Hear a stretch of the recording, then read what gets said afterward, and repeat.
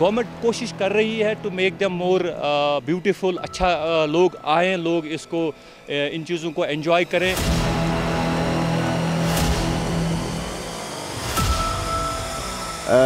Private school और सरकारी स्कूलों में सिलेबस जो है वो अलग अलग है। किसी भी बच्चे को डिमोटिवेट ना करे। टीनेजर्स है वो क्यों ड्रग यूज़ करते हैं या सुसाइडल थॉट्स उनको आते हैं।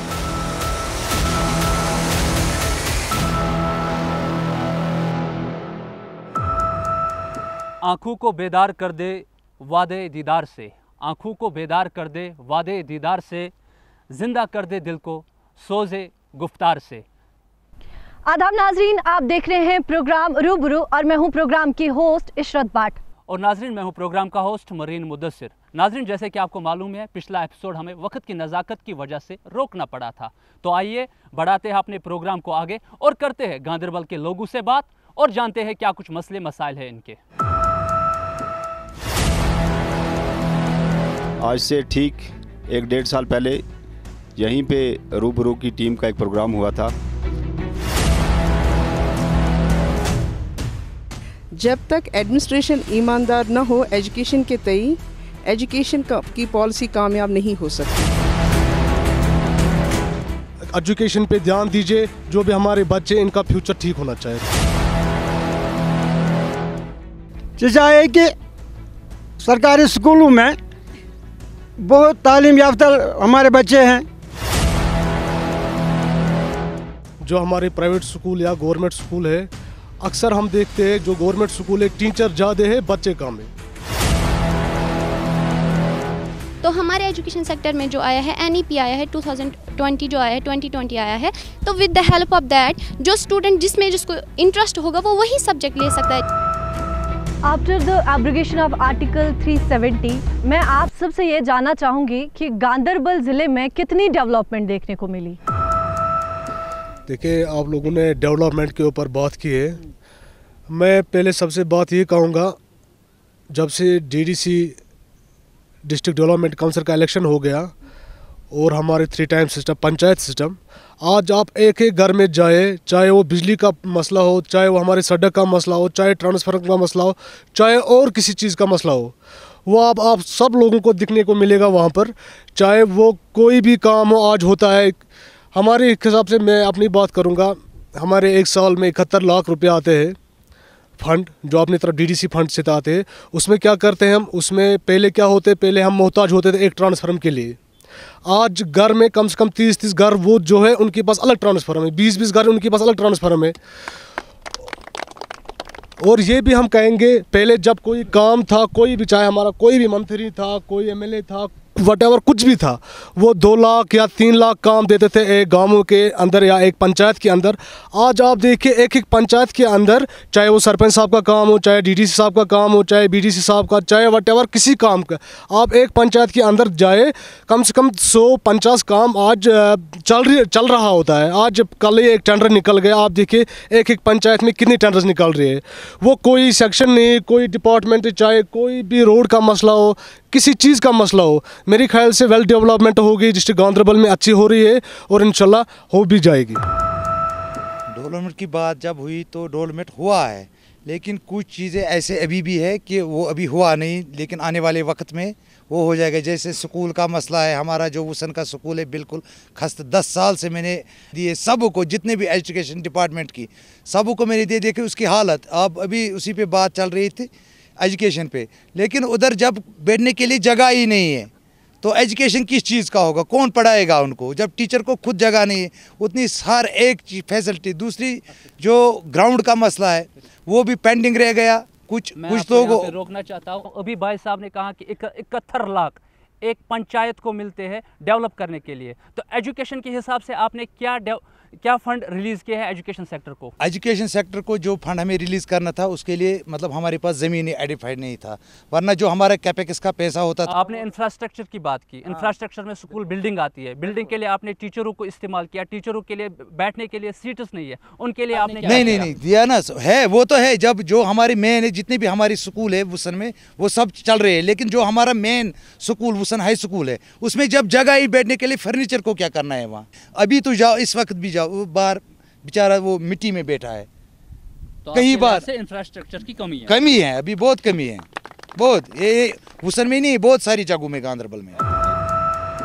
सबसे पहले मैं आवाम के जहन से ये बात निकाल देना चाहता हूँ कि आर्टिकल 370 जो था ये आम लोगों के लिए नहीं था, ये खाली बड़े पॉलिटिशियन जो हैं, बड़े ब्यूरोक्रेट्स जो थे उनके लिए था। अब इसकी वजाहत करके मैं बताऊंगा। हाँ, ज़मीनी सतह पे इसका कुछ असर पड़ा है, लेकिन वो हुकूमत की ना होने की वजह से, यहाँ पे कोई ये इलेक्टेड हुकूमत नहीं है, उसकी वजह से कुछ फ़र्क पड़ा है। जब हुकूमत आएगी, इलेक्शन होंगे, उसके बाद वो चीज़ें ठीक हो जाएंगी। जब भी मरकज़ से कोई भी जम्मू कश्मीर के लोगों या किसी भी स्टेट के लोगों के हित में कोई फ़ैसला होता था, कोई भी कानून पास होता था, वो डायरेक्ट जम्मू कश्मीर में लागू नहीं होता था, क्योंकि वो असम्बली में पहले पास होना था। बहुत सारे ऐसे कानून थे जो लोगों के हित में थे, लेकिन जम्मू कश्मीर की असम्बली ने नहीं पास किए, क्योंकि वो बड़े पॉलिटिशियन की अपनी वो एक उनकी मनमानी थी और उनका अपना एक फ़ायदा था, उसके लिए वो नहीं होने देते थे। और जो भी आप देख लीजिए, जम्मू कश्मीर के अंदर एक डिफरेंट इसका सियासतदानों का एक रुझान रहा है। आप मुल्क के बाकी रियासतों में देख लीजिए, MLAs की तनख्वाह एक कैटेगरी की थी और जम्मू कश्मीर के MLAs की तनख्वाह एक थी। बाकी रियासतों के मिनिस्टरों की तनख्वाह जो है वो एक कैटेगरी थी, जम्मू कश्मीर के मिनिस्टरों की एक कैटेगरी थी। जो भी फैसले थे 370 की आड़ में, वो सेक्रेटरीट लेवल पे थे और असम्बली लेवल पे, जिसका फ़ायदा डायरेक्ट ब्यूरोक्रेट्स को और उस वक्त के सियासतदानों को मिल रहा था। सर, हमारे पास जो 71 लाख आते हैं, तो उसमें अगर हम एजुकेशन को पैसे देंगे, क्योंकि एजुकेशन डिपार्टमेंट को ऑलरेडी अपनी फंड्स अलग होती है, हम भी जो जहाँ जहाँ हमारी नज़र पहुँचती है हम वहाँ पर भी लगाते हैं। चाहे हम तो बड़े बिल्डिंग तो नहीं बना सकते, चाहे दीवार का मसला हो, ग्राउंड का मसला हो, वो हम भी करते हैं, हमारी पंचायत बॉडी भी करते हैं। और रहे जो स्कूलों का मसला है, ये कम से कम 10 या 20 लाख से नहीं होगा। ये बहुत बड़ा प्रोजेक्ट है, इसमें गवर्नमेंट को भी सोचना पड़ना चाहिए, ताकि जो किसी जगह लैंड आइडेंटिफाई हुआ है बट स्कूल नहीं बना है। हमारे छतरगुल में भी एक जगह है, वहाँ एक प्रॉब्लम आती है, वो मिडिल स्कूल है, हमने लैंड आइडेंटिफाई किया है, वहाँ पर अभी तक कुछ नहीं हुआ। ये रशीद साहब ने भी सही बात कही। अभी देखिए, इतनी बिल्डिंग्स बनी हुई है, उसमें कुछ ना कुछ खराबी होते हैं। अब ये भी हम कहेगा हमारे पास जो फंड्स या अगर हम एजुकेशन डिपार्टमेंट पे लगा देंगे या किसी और डिपार्टमेंट पे, क्योंकि उनके पास ऑलरेडी अपनी फंड्स होती है। अब हमारी क्या ग्राउंड लेवल पर जितने काम होते हैं हम वो करते हैं, जो एजुकेशन में उनके अलग फंड्स होते हैं, मेहरबानी करके वो फंड्स वो यूज़ करें एजुकेशन डिपार्टमेंट पे। Thank you. आपने अभी कहा ड्रेनें और दीवारें बनाना या नाले बनाना, क्या 70 साल में ड्रेनें और दीवारें और रोड नहीं बने थे? आप सर, आपने खुद भी देख लिया होगा कितने बने हुए थे, आपने खुद भी देखे। हम कश्मीर के लोग हैं, मैं अपनी बात करूंगा, अपनी छतरगुल की बात। हमारे छतरगुल में सिर्फ 2 ट्रांसफार्मर थे सर। आज देखिए आप, एक पंचायत में 5-5, 6-6 ट्रांसफार्मर है। आज लोग परेशान नहीं है, आज पोल उससे परेशान, चाहे वो ये भी ठीक है, किसी जगह भी डेवलप नहीं हुआ, चाहे वो पोल का मसला हो, तार का मसला हो, ठीक है, एक ही टाइम तो सब काम नहीं हो जाएंगे। धीरे धीरे आप देखिए इस टाइम पे कितनी डेवलपमेंट होगी। मैं अपनी बात कहूँगा, मैं जब से काउंसिल बना हुआ है मैं खुश हूँ, क्योंकि पहले तो ये नहीं होता था ना। आज हमारे अंडर सब कुछ जो हम कर सकते वो करते, जो लोग बोलते हैं हम वो करते। पहले हम बात करेंगे आर्टिकल से पहले, जैसे कि आप सबको पता है कि कश्मीर में बहुत सारे स्टोन पेल्टिंग हुए, मिलिटेंसी थी और उसकी वजह से स्ट्राइक्स भी होते थे, और उसकी वजह से मैं कहता हूँ बहुत नेगेटिव इफ़ेक्ट पड़ा हमारे पढ़ाई पे। और जो ही आर्टिकल 370 को हटाया गया, एक एबॉलिश किया गया, और वहाँ में हमने देखी कि स्ट्राइक्स भी बहुत कम हुए और मिलिटेंसी भी काफ़ी हद तक ख़त्म हो गई। और जो हमारा एजुकेशन है वो as my point of view वो काफ़ी डेवलप हुआ as compare to before abrogation of article 370 sir. तो सर ने जो बोला डेवलपमेंट के बारे में, मतलब बहुत इम्प्रूवमेंट हुई। तो आप हमारे ही GDC को देख सकते हो, मतलब वहाँ पर मतलब वाटर प्रॉब्लम है, मतलब बहुत सी प्रॉब्लम है, जिसकी वजह से स्टूडेंट कॉलेज नहीं आ सकते हैं। आप हमारे कॉलेज में देख सकते हो, मतलब वाटर अवेलेबल नहीं है, जिसकी वजह से मतलब स्टूडेंट्स कॉलेज नहीं आ सकते। ज़मीनी सतह पे इसका क्या हुआ है? जम्मू कश्मीर के लोगों ने कभी BDC नहीं देखा, जम्मू कश्मीर के लोगों ने कभी डीडीसी नहीं देखा और जम्मू कश्मीर के लोगों ने ज़मीनी सतह पे यहाँ पे सियासत को इम्प्लीमेंट होते हुए नहीं देखा। और 370 के बाद यहाँ डायरेक्टली जिस फंड्स के लिए एक मिनिस्टर के पास, एक वज़ीर आला के पास लोगों को भीख मांगना पड़ती थी, वो फंड्स जो आज डायरेक्ट आवाम के पास आ रही है, वो उसका फ़ायदा आज डायरेक्ट आवाम उठा रहे हैं। जैसे अभी मेरे एक साथी ने डीडीसी काउंसिल के जो हमारे मेंबर हैं, उन्होंने कहा कि आज लोगों को सेक्रेटरीट के चक्कर नहीं काटना पड़ते। हाँ, अफसरशाही है। अभी अफसरशाही को ठीक करने के लिए एलजी एडमिनिस्ट्रेशन किस तरह काम करती है, लोग उसका साथ देंगे, और किस तरह कानून पास करती है, लोग उसका साथ देंगे। अभी एडमिनिस्ट्रेशन के अंदर वो ऐसे लोग हैं जो लोगों को फ़ायदा ना पहुंचाने के लिए अभी भी उसी वो आइडियोलॉजी जो वो नज़रिया उनका चल रहा है, उसको ख़त्म करने के लिए गवर्नमेंट को एक पॉलिसी चेंज करनी है। बाकी ज़मीनी सतह पे जो काम हो रहा है वो 370 के बाद बहुत अच्छे काम हुए। जो काम डीडीसी ने किए वो किसी मिनिस्टर ने नहीं किए, जो काम सरपंच ने किए वो किसी मिनिस्टर ने नहीं किए, तो इससे बढ़कर क्या होना चाहिए। मैं आपसे जानना चाहूँगी कि लोकल एडमिनिस्ट्रेशन ने कहाँ तक ताउन किया, खासकर गांदरबल इलाके की बात करें, यहाँ पर टूरिज़्म को बढ़ाने के लिए लोकल एडमिनिस्ट्रेशन का क्या मुफाद रहा? तो मैं इसमें ये कहूँगा कि जो लोकल एडमिनिस्ट्रेशन है वो एक अच्छे लेवल पे अपना काम कर रही है टूरिज़्म को और डेवलप करने के लिए। इसकी एक सबसे बड़ी मिसाल ये है कि जो ईयरली अमरनाथ यात्रा होती है वो हमारी डिस्ट्रिक्ट में होती है, और पूरा डिस्ट्रिक्ट का जो मैकेनिज़्म है वो उसके साथ इन्वॉल्व रहता है उसको ज़्यादा से ज़्यादा बेहतर बनाने में।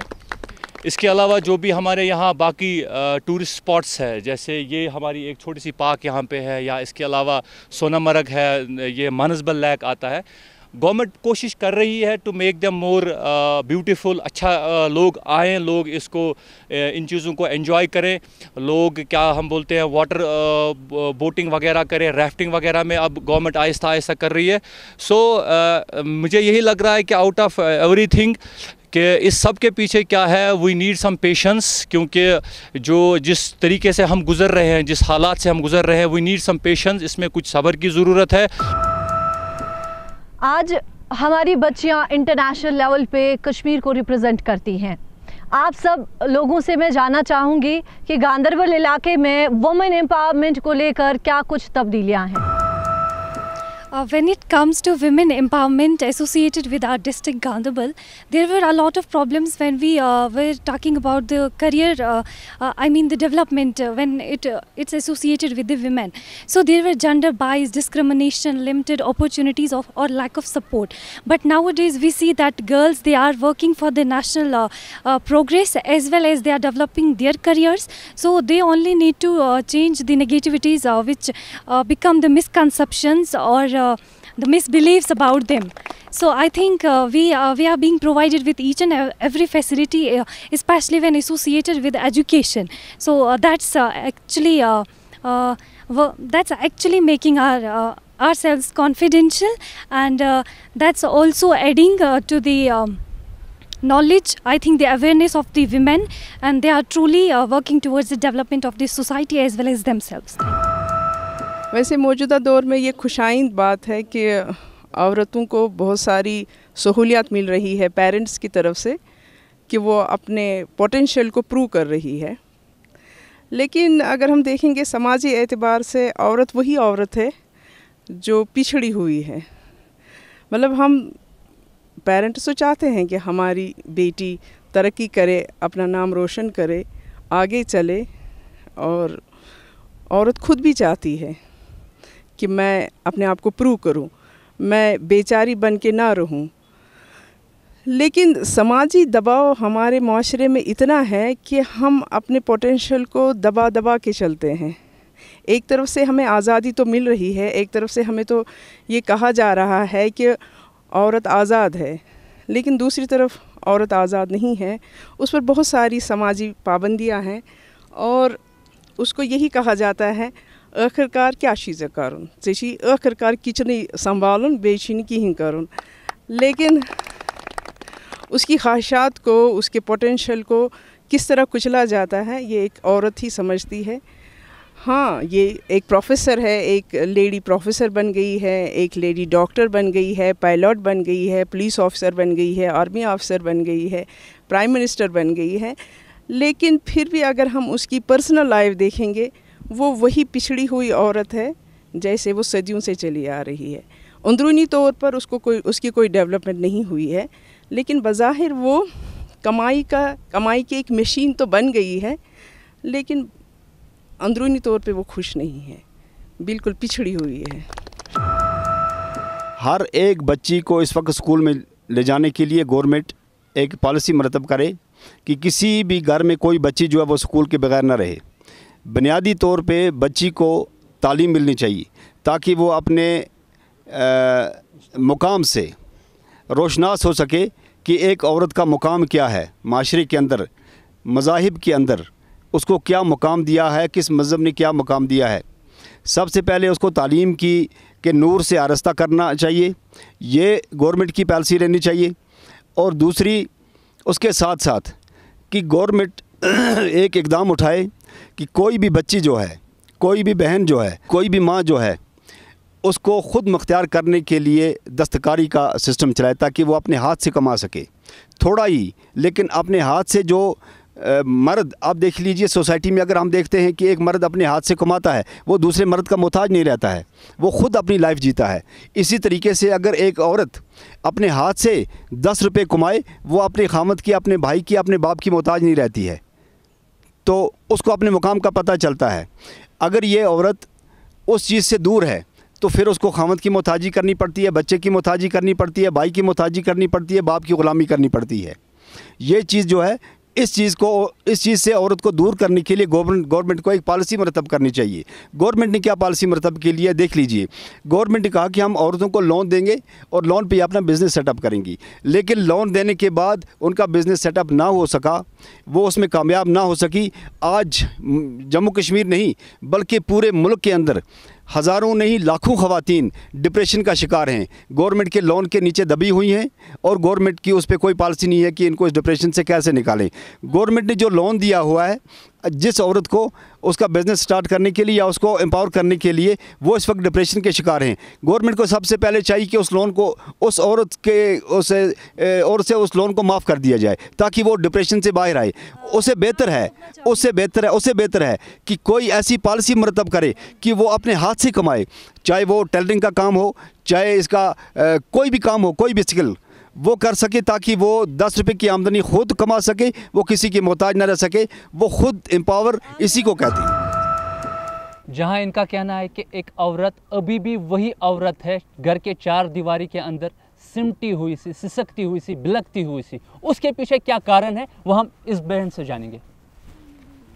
जैसे कि सर बात हो रही है वुमेन एम्पावरमेंट के बारे में, इसमें तो बहुत सारी चेंजेस भी आई हैं, लेकिन अभी भी कुछ मसले हैं। जैसे कि डिसीजन मेकिंग घर में जब कोई फ़ैसला करना होता है, अगर औरत बोलती है बीच में तो उसको कहते हैं कि आपको नहीं बोलना है, मतलब आप नहीं बोल सकते। चाहे कोई भी डिसीजन, मैरिज या कोई भी डिसीजन हो फैमिली में, उसको नहीं बोला दिया जाता है। वहाँ पर पैट्रियार्कल सिस्टम है, यहाँ पर ज़्यादातर मर्दों का, पेरेंट्स का ज़्यादा चलता है। अगर मतलब वालिद कहता है ऐसा करना है तो माँ मानती है, अगर माँ कहता है ऐसे करनी, मतलब औरत का कहीं भी नहीं माना जाता है आज भी।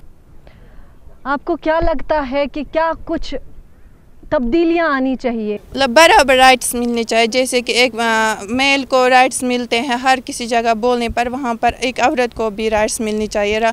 औरत मतलब दिन रात मेहनत करती हैं अपने घर के लिए, अपने बच्चों के लिए वो मेहनत करती है, फिर उसके बावजूद भी उसको कहते हैं कि आपने कुछ नहीं किया। मतलब एक बेटी होती है वो अपने मायके में होती हैं, पहले पेरेंट्स की खिदमत करती हैं, फिर ससुराल में जाती हैं, या चाहे भी नौकरी भी करती है कुछ भी, उसके बावजूद भी वो उसे कहते हैं कि आपने कुछ नहीं किया, आप एक औरत हो। औरत को आज अगर बेटी और जब लड़का और लड़की होते हैं, अगर लड़की को 5 मिनट भी देर हो जाते हैं घर जाने में तो उसको डांट पड़ती है वहाँ पर, आपको देर क्यों हुई। एक लड़के को नहीं कहा जाता है, हर किसी जगह लड़की को गलत ठहराया जाता है।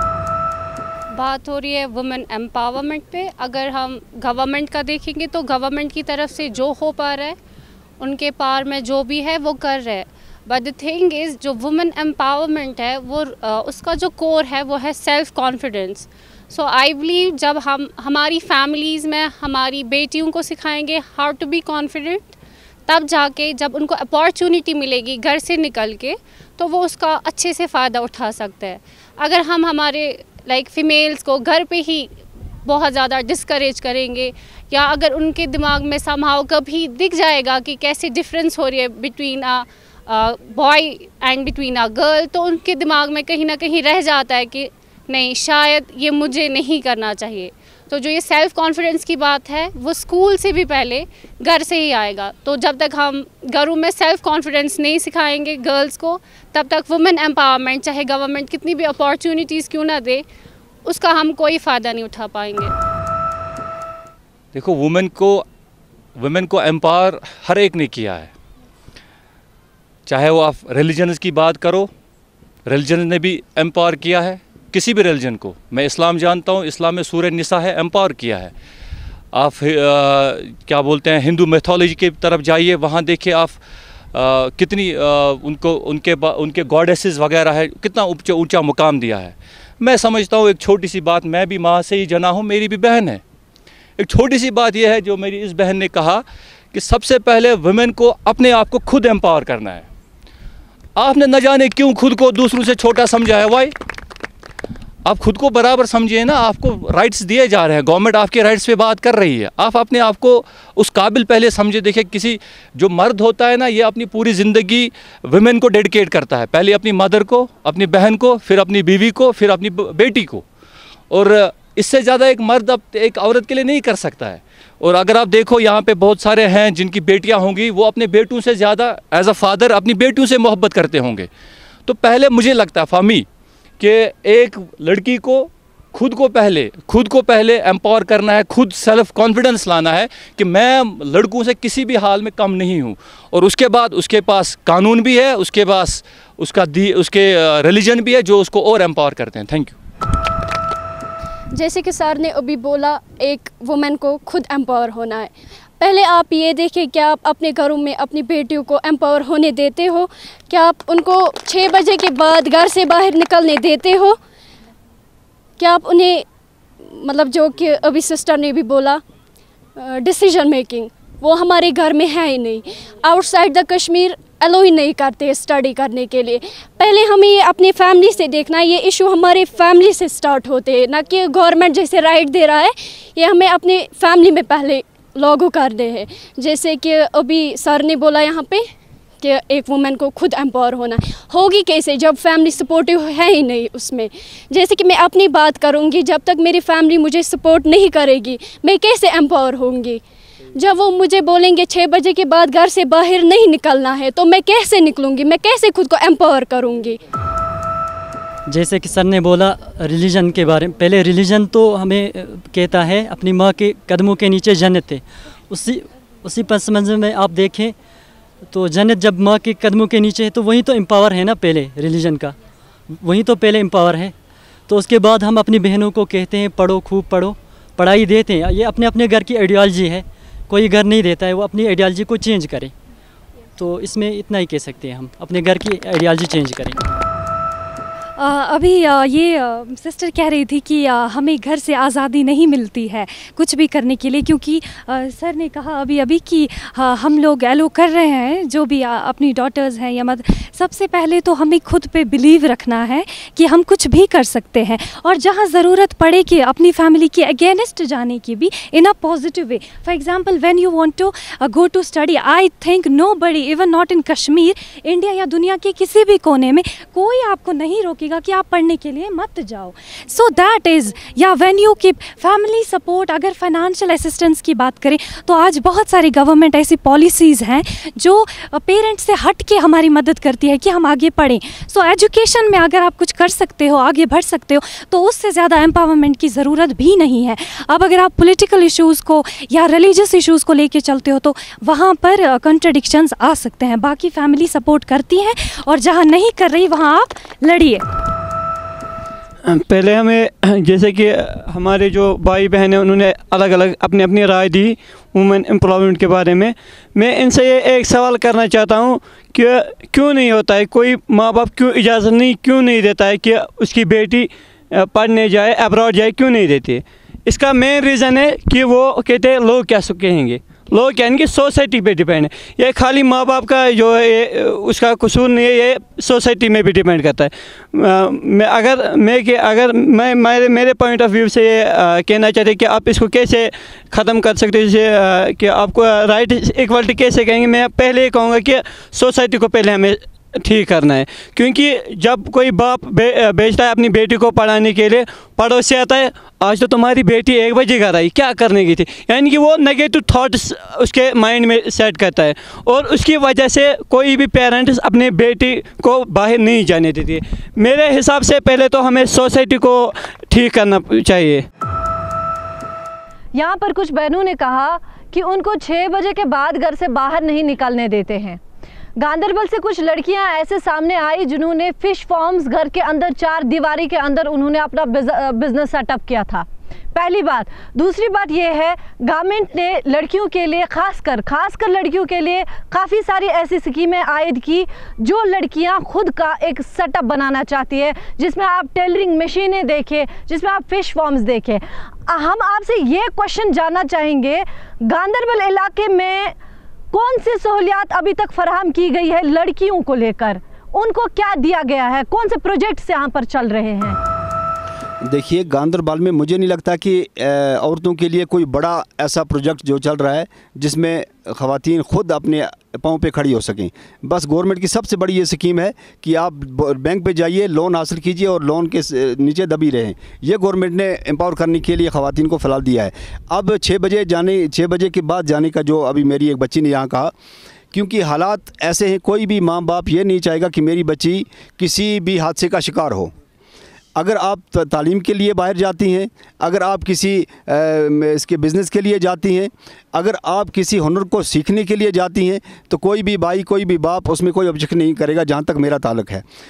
अगर आप फालतू में 6 बजे के बाहर जाती हैं तो ख़वातीन हैं, औरत हैं, मुख्तलिफ़ किस्म के हादसात पेश आ सकते हैं। उस वजह से वालिदैन का एक डर रहता है। ऐसा नहीं कि वो ख़वातीन को दबा के रखना चाहते हैं, उनके हकूक़ को सल्फ़ करना चाहते हैं, वो ऐसा कुछ भी नहीं है। सिर्फ़ ये है कि किसी के ख़ानदान, क्योंकि एक मर्द की इज़्ज़त जो है वो ख़ुद की इज़्ज़त है, एक औरत की इज़्ज़त जो है वो पूरे माशरे की, पूरी सोसाइटी की है। इसलिए कोई भी बाप नहीं चाहेगा किसी भी बच्ची पे ऐसा हादसा हो जिससे सारी सोसाइटी शर्मनाश हो। एक बच्ची की तालीम पूरी सोसाइटी की तालीम है, एक बच्ची का एम्पावर होना पूरी सोसाइटी का एम्पावर होना है, एक मर्द का एम्पावर होना एक मर्द का एम्पावर होना है, एक मर्द की तालीम हासिल करना एक मर्द की तालीम हासिल करना है। इसलिए आप ख़ुद अंदाज़ा लगाइए कि हर मज़हब ने औरत को कितना बड़ा मुकाम दिया है। लेकिन गवर्नमेंट को इस वक्त ख़वातीन को एम्पावर करने के लिए सबसे पहले तालीम और उसके बाद साथ साथ में दस्तकारियाँ, हुनर, ताकि वो अपने हाथ से रुपये 10 कमा सकें, वो किसी की मोहताज ना हो सकें। यही एम्पावरमेंट होगी।